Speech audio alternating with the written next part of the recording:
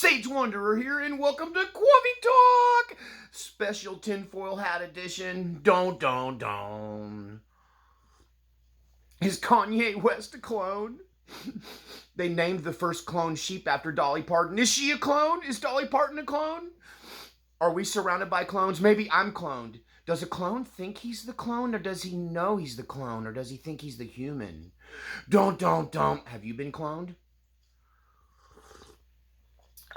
So this one requires so much coffee, I needed the big cup and the tinfoil hat just to get through part of this. But at some point, I'll be taking the tinfoil hat off because this coffee talk, is actually a combination of real science and silly conspiracy theories. So sit back and enjoy our special coffee talk today, tinfoil hat edition. Don't.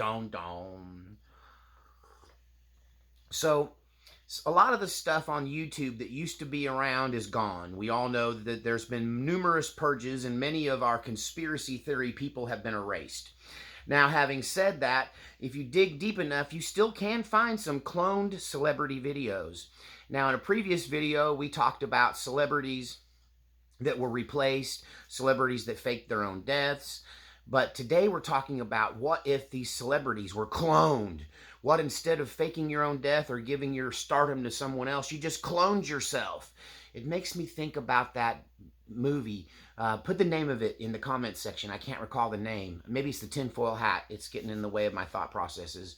But there was a movie with Michael Keaton where he cloned himself because he didn't want to go to work, right? He wanted to stay home with his family. So he cloned a version of himself to go take care of business at work. And he did it in his garage, apparently. Don't. Garage clones. In this movie, every clone got a little stupider because it's like a carbon copy. It's like a photocopy. If you make a copy of a copy of a copy, it lowers its quality. Same with digital audio recording, or not digital. Digital clones are perfect. It's when you start copying magnetic recordings, each copy gets a little less quality. And so that was the basis for this comedy movie starring Michael Keaton. And it was quite hilarious. It was just an opportunity for Michael Keaton to play 5 different versions of himself, each one dumber than the last. So if you get a chance to catch that movie, somebody will put it in the comments section what the name of that was. I can't recall the name of it. But anyhow, so the idea of cloning's been around for a long time. And it's a part of sci-fi movies. And usually in a sci-fi movie, like the one in question that we just talked about, the comedy sci-fi movie, when you clone a person in the movies, you get a full-grown version of yourself. So for people like Kanye or other celebrities they claim have been cloned, to have a full-size version of themselves, they would have to have a kind of technology that, as far as I know, is yet to be discovered. That there have been clones, and clones are actually real. No coffee needed, no tinfoil hat needed, right? Because in 1996, let's make the transition. We're going to talk about real cloning for a minute. Because as far as I know, nobody's claimed to have cloned an adult, right? They all basically clone embryos and put them in a surrogate. Let's switch over. All right. Hey, I like my tinfoil hat. Hats off to Hecklefish. He made me think of the tinfoil hat. But, Y-Files. But anyway, so cloning kind of comes into the world scene in 1997 when a sheep named Dolly, named after Dolly Parton apparently, this sheep is cloned, and that happened in 96, and in 97, at 7 months old, Dolly was shown off to the world as a 7-month-old, sheep. I guess they get fully grown by then. So, nonetheless, this happened through a thing called reproductive cloning. Now, let's not get confused because there's a couple of different kinds of cloning. One is therapeutic cloning. That involves stem cells, where you clone stem cells and get them to reproduce, and you can turn a stem cell into anything. So they've been cloning like human bladders, human body parts in laboratories for some time. But in 1996, they were doing reproductive cloning. That's where you clone a full clone of an animal, or in some cases, a human, right? And so Dolly the sheep was born in 1996, revealed to the world in 1997 to be the first cloned mammal. Now, they cloned tadpoles, frogs, clear back in 1950 something. So this technology has been around for more than 70 years. Don't. But when this sheep was successfully cloned and DNA testing proved that it was in fact a perfect DNA copy of another sheep, that really set off a firestorm of discussion concerning cloning. Now, George W. Bush, right before 9/11, kind of made that his bee in his bonnet to block human cloning, and that included stem cell cloning. Now, stem cell research, the use of stem cells, cloned stem cells, I'm assuming as well, is something that has been proven, in my opinion, to be a beneficial thing for humanity. Mel Gibson's dad, who was, I believe it was Mel Gibson, his dad was getting very old and decrepit, and he had stem cell therapy where it, according to Mel Gibson, took 30 years off of his father's age, that he was, backwards aging, that he got his vigor, his youth back. He looked healthier, could do things better than he could, since he was younger, for many years. He reversed his age by 20 or 30 years, according to Mel Gibson, one of my more favorite weirdos out there. I like weirdos like me. We're the cool kind of weirdos. So, anyway, there's two kinds of cloning. Reproductive cloning is the one that everyone thinks of. And there is this whole, where's my tinfoil hat? This whole subgroup of folks who believe that celebrities are cloned. Here's the problem with that. As far as I know, nobody's cloned a full-size adult. Here's cloning 101. Are you ready? They take an egg from an existing animal, mammal, whatever. They suck out all the important juices out of the egg and leave an empty egg shell. Then they take the nucleus from the subject to be cloned. You could basically say Dolly had 3 mamas. Okay, just to give you how this worked. Dolly the sheep had 3 mamas. Mama number 1 produced the egg shell. Mama number 2 produced the DNA that they put inside of the empty shell. They would then use electricity to stimulate artificial cell growth in this to create an embryo that would then be through in vitro fertilization, well, not fertilization, through in vitro insertion, would be put into a surrogate sheep that would actually serve as the body to raise the embryo in and would eventually give birth to a clone of an animal that it was not in any way related to, right? Now, you might think that this is crazy new stuff, but this is very much in line with in vitro fertilization, or a thing they called in the 70s and 80s test tube babies. Now it's so commonplace that there are probably millions of human beings on Earth that were basically test tube babies. They were the egg was fertilized from an egg donor and sperm in a petri dish, fertilized and then inserted into the surrogate mother, and a child would eventually be born 9 months later. This is a variation of normal reproduction. It's reproduction outside of the womb, okay, and using a surrogate. And this has been around long enough. They've been doing this on animals since I was a kid. I'll give you a story to emphasize that. Me and my dad were living in Southern Oregon. Well, my whole family was living in Southern Oregon, and we had a cattle ranch in the mountains for a couple of years. You might have heard me talk about it. It's where I had my conversation with Bigfoot. And so we were coming to town, and we kept passing this beautiful Simmental cattle ranch. And my dad was very much a fan of the Simmental cow. They're beautiful cows. But we saw something that was really peculiar. We saw pure-blooded looking Simmental calves suckling and being mothered by these plain old field cows, right, of no particular breeding. And it was puzzling enough to us that we caught one of the owners of the place getting his mail one day out in front of his mailbox, and we just pulled over and started a conversation with him, as we often did, because my dad was an extrovert, and I kind of am too, and I don't have a problem talking to people about things. So we talked to this guy about his cattle operation, and this is where I first realized that that many cows that were being born, many pure-blooded cows on these cattle ranches, were the product of in vitro fertilization, where they take a pure-blooded egg and the sperm from a pure-blooded stud, mix it all up in the petri dish, fertilize it, and then put it into the body of a plain old cow, and she serves as the mama.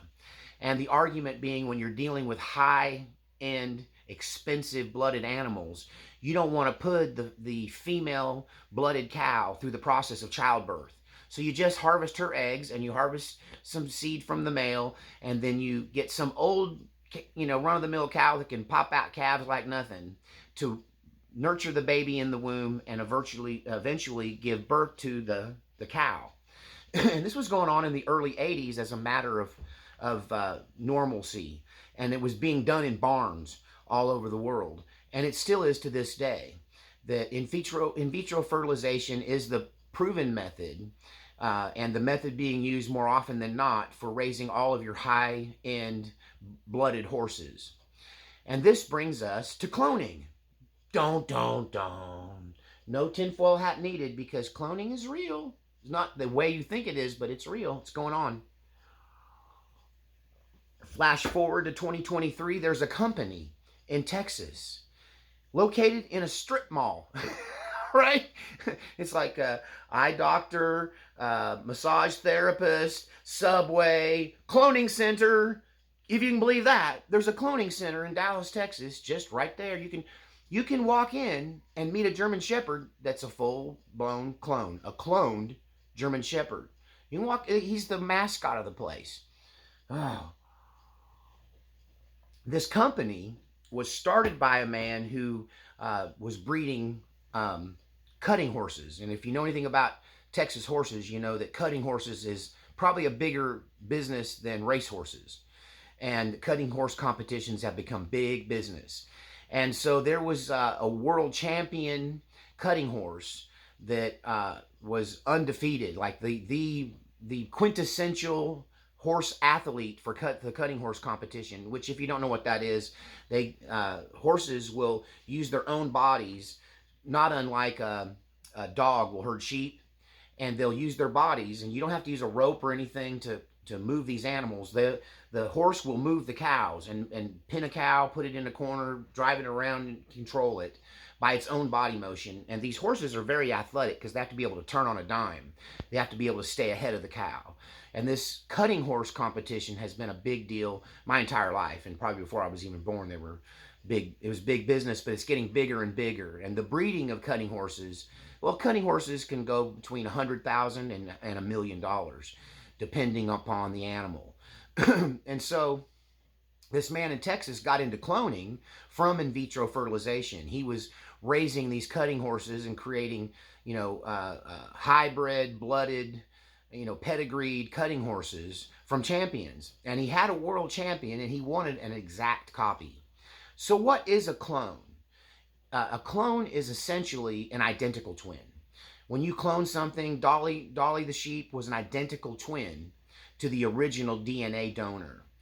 The cutting horse in question is a twin, a perfect twin to the donor, which was the world champion cutting horse. Got flies, it's fly season here. And anyway, so this guy started getting into cloning because he wanted to clone this world champion cutting horse. And he did. And he's done it several times. He's got several of these clones that came from this world champion cutting horse. And he also runs a pet cloning operation for people who love their pets so much that they want to clone them. When the pet gets old, they decide to clone the replacement pet. The cost of cloning your pet is $50,000. Don't. It's getting cheaper by the day, I understand. That you may have already met a cloned pet and not even known it. If you go to a pet park, a dog park, you might have interacted with a cloned dog. Can you believe that? I was blown away to see how far cloning had gone, to the point where it's commercialized, it's happening everywhere, and the world is filled with these cloned animals. The man that started this horse cloning business also has a pet cloning business. And even though it costs $50,000 to clone a pet, that seems like a lot. But he puts it this way. He goes, that's the cost of a brand new pickup truck. So some people might choose, instead of trading their pickup truck in every 4 years, work on it, take care of it, and spread that out over 8 years and put away $50,000 so you can clone your pet instead of buying a new pickup. Now, having said that, one of the things that he repeated is that his customers say this, that's not a big price to pay because that pickup truck never loved me. That pickup truck never loved me back. I might have loved that pickup truck, but it didn't love me back, and my pet loved me. So they're attempting to clone animals to replace beloved pets. This brings us to the second half of this, though. We're going to talk about human cloning. Don't. So there's this cult.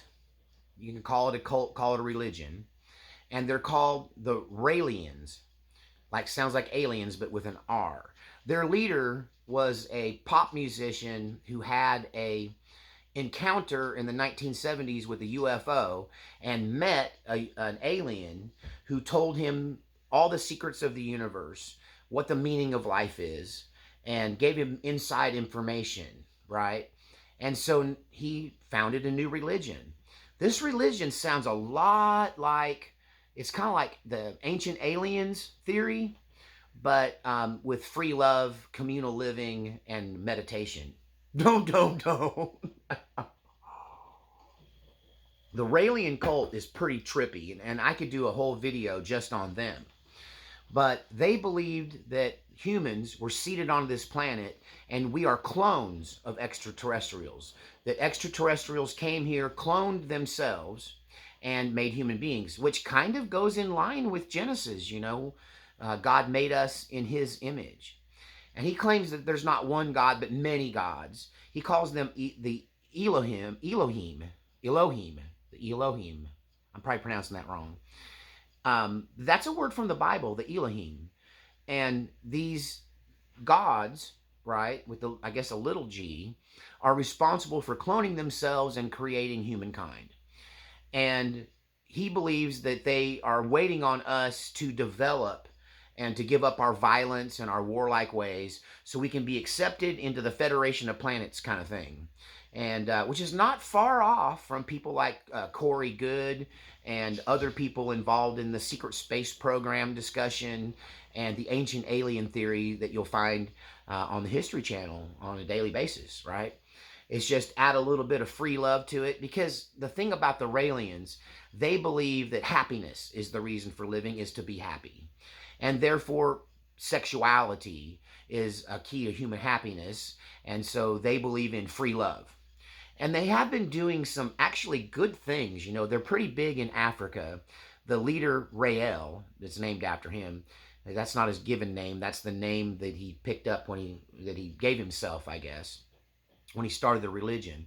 But Rael believes that sex is a gift from the gods, and therefore it's one of the keys to human happiness. And he has these compounds, these communes all over the world, and there's some in Africa that are very big, because he went there, 20, 30 years ago, and found out that certain African cultures believe in female circumcision, and that's where they remove the most sensitive part of a woman's physical anatomy. I won't name it.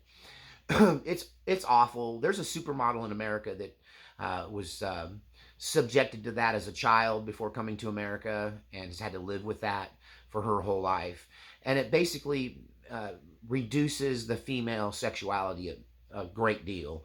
And it's typically Muslims who believe in doing this as a way of controlling women. And it's anybody who loves humanity, anybody who believes that God created us the way we're supposed to be, is opposed to this kind of female mutilation. Let's call that female mutilation. And so when Rael came in contact with some of these people who had undergone this, he looked into using science and medicine to restore these women. And so he helped pioneer some surgeries that actually help restore women and bring them back closer to the original God's original intention for their physical bodies. So this reconstructive surgery is something that his people helped pioneer. Which brings me to the other side of Raelianism. Yes, they believe in free love. They live in a commune and they look a lot like your standard hippie kind of guru thing, except science is their religion, really. And they're huge into science. Now, why am I talking about this cult when I started talking about cloning? Because Clonaid is a company.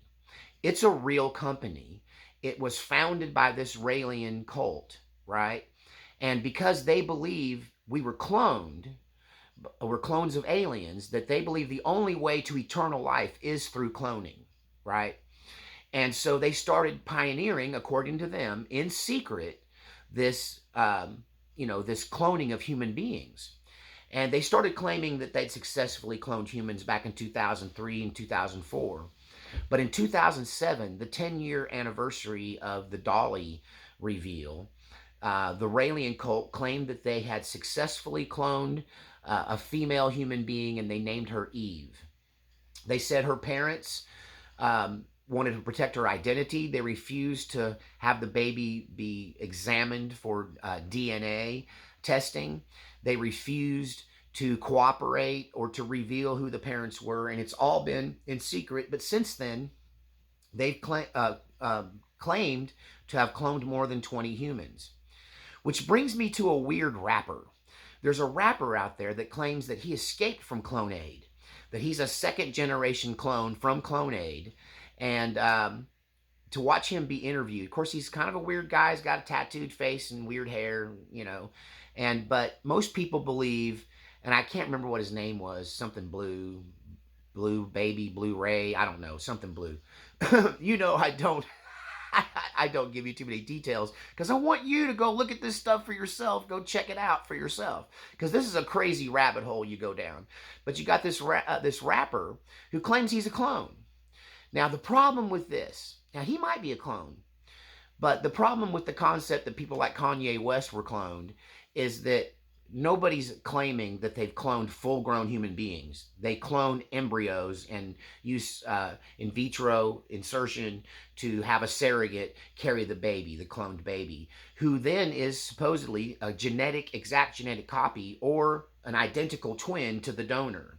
But if the donor was 40 or 50 when they took the cells from that person, the clone is going to be a baby, and it's going to grow naturally according to usual normal genetic growth charts. Eventually, you'll end up with a exact replica of the original donor, but it takes time for them to grow up. Nobody's quick cooking these like they do in the movies where, you put the stuff in the machine and you have the artificial sack of goo and then a fully adult human pops out in a few days. Nobody's claiming that that's ever been done. Nobody's claiming that's even possible. Nobody's even trying to do that. They're cloning embryos, cloning babies. Now, on the legit side, apart from the Raelian cult, there's a lot of scientists who have claimed to have cloned embryos, but they tend to terminate the experiment in the first 6 or 8 weeks, right?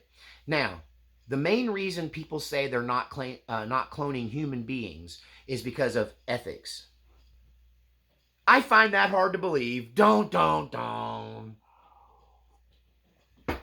Ethics haven't held anybody back, especially scientists, in the last 75 years. Like, there is no ethics in the world anymore. And for someone to claim that they would stop the experimentation of cloning at the human level because of ethics is just them covering their butt.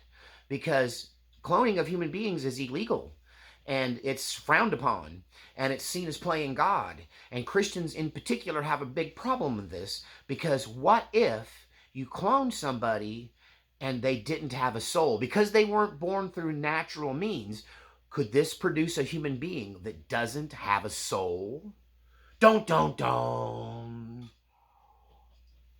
Many people in the conspiracy theory world,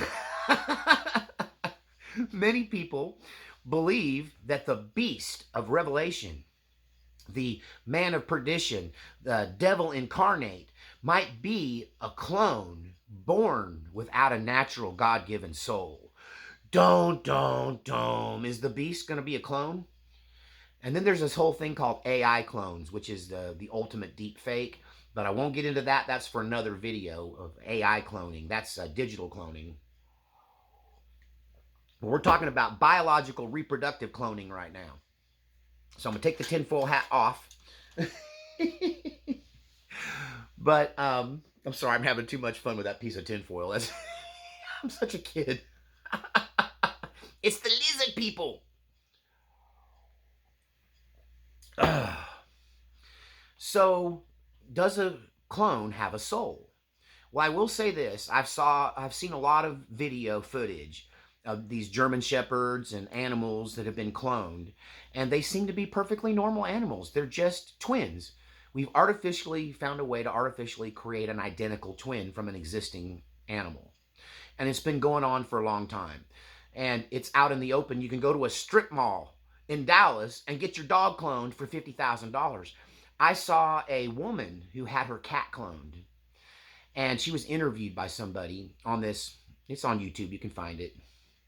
And what the interviewer wanted to know is, does the animal have the same personality? Do they remember you? Is there, does it seem like it's the same cat, or does it just look like the other cat? And the lady said something very interesting. She said her original cat that she had attempted to clone, the original cat had a difficult kittenhood. Is that a word? Had a difficult time as a kitten, had health issues, was kind of a sickly kitten, and that experience had shaped the cat's personality. It made it more withdrawn, made the cat more suspicious, made the cat more self-protective. And the new cat, the cloned cat, was perfectly healthy, had no health problems, no issues, had an ideal kittenhood. And so that cat had a totally different personality, even though it was genetically exactly the same and would pass a DNA test to be the same cat. The personality was shaped by experience. So you could clone somebody physically, but you couldn't make that person's personality the same, because personality is from life experience. Your personality is shaped. Now, yes, is there some genetic predisposition towards certain personality types in humans? One could say yes, but it's the nature versus nurture argument, right? And so the big disappointment for a lot of people cloning their pets is they're not really getting the same pet, because the things that made that pet unique was its life experience. Somebody's cloning flies around here. I live in the country. There's flies and snakes and fleas and ticks, oh my. But yeah, somebody's cloning all those around here somewhere. Every year we get a new batch. But yeah, so the big disappointment is these animals don't have the same personality because their life was not the same. And every experience shapes who we are. Now, Christians will claim that animals don't have souls. That's for another video for us to talk about that. But if they do have some sort of soul, it's clear to me that the cloned animals aren't weird, strange, they don't act different. And one of the things that the skeptics of human cloning claim is that one of the reasons, other than ethics, that they don't clone humans is that humans are more difficult to clone. And I did look into that, and it is more difficult to clone humans than it is to clone animals, other mammals. And it has to do with how the proteins in the egg in animals are all mixed up with the DNA molecules that are inside the egg. And in a human, certain proteins are attached to the shell.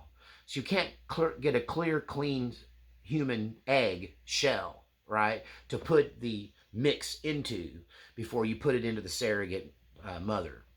And so that's one of the things they claim is difficult. And they claim that if you go on Wikipedia will claim that cloning animals is very difficult and cloning animals is very unsuccessful, and that the animals are sickly and they have liver problems and breathing problems and other issues. But looking at that video from the Texas cloning company out there that's cloning these horses for competition and animals for pets, there's no physical problems. These animals are perfectly healthy. They're identical copies of the original donor. And one thing that's really interesting that the Texas company is doing is they are cloning, he's cloning an extinct horse.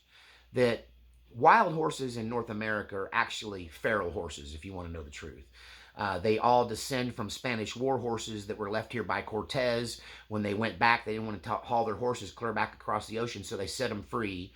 And, proof of that is that there's no native language that has a word for horse.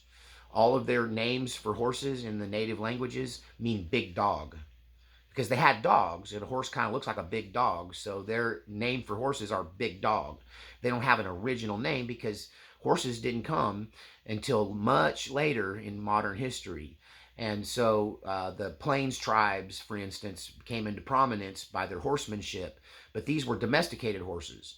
But true wild horses that have never been domesticated went extinct. The last one, it's got some kind of Russian sounding name, is what this man is cloning in Texas. That he successfully cloned an extinct species from cells collected on an animal that's been dead for more than 50 years. Don't. Cloning dead horses? What does the world come to? So is the Jurassic Park thing something that can happen? Well, one of the problems is, and he overcame this with horses, because domesticated horses and wild horses are close enough genetically that a regular horse was the surrogate, and they took the wild horse cloned embryo and implanted it into a normal horse who was able to bring it to full gestation. With dinosaurs, you don't have any species. Like, you have to have at least one to be able to clone from them, or they have to be a similar species. Now, having said that, don't dinosaurs lay eggs?